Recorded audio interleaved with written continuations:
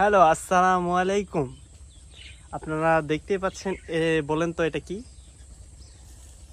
আপনারা দেখতে পাচ্ছেন এটা একটি বাবুই পাখির বাসা।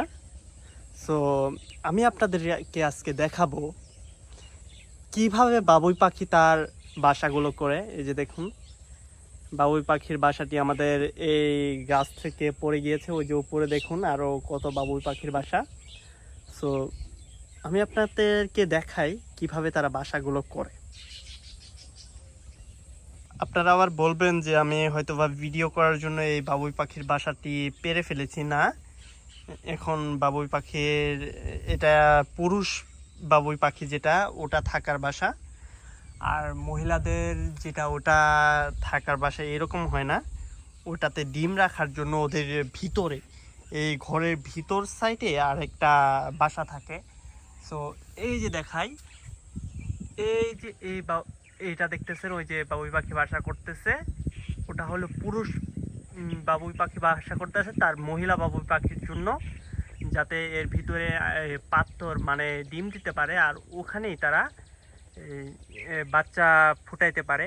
আর ওই যে দেখেন, এটা হলো পুরুষ বাবুই পাখির ঘর।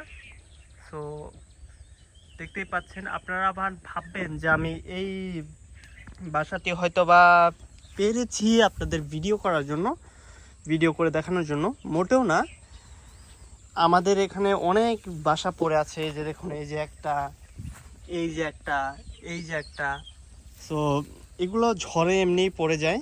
আর দেখুন, আর আমাদের এখানে দেখুন অনেকগুলা বাসা। এই যে এই গাছে বাসা, এই গাছে বাসা আছে, এই গাছে দেখুন এই যে শারকের বাসা, শারক পাখির বাসা। আমাদের এখানে আমরা গ্রাম গ্রাম বাংলায় থাকি। সো আমাদের এখানে অনেক বাসা থাকে। আল্লাহ তালার কি পরিমাণ নিয়ামত, আল্লাহ তালা এদেরকে কি পরিমাণ বুদ্ধি দিয়েছে দেখতেই পাচ্ছেন।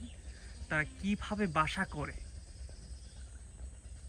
যে দেখুন, ওই যে এই পাখিটি কি সুন্দর করে বাসা করতেছে। ওই যে দেখুন, তারা অন্য জায়গা থেকে এই চুন অর্থাৎ কাইসা যেইগুলা তাদের ঘর বানানোর জন্য যেগুলো লাগে, ওগুলো হলো কাইসা, যেগুলো বলে আবার গ্যান্ডারির, মানুষ বলে গ্যান্ডারির পাতা।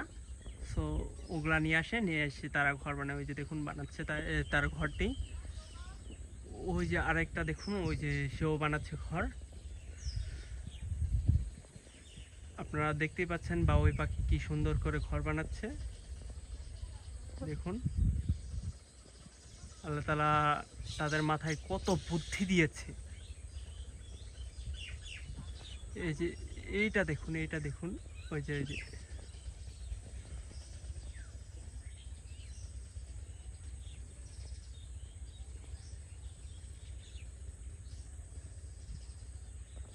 আপনারা দেখতে পাচ্ছেন কি সুন্দর করে ঘর বানাচ্ছে।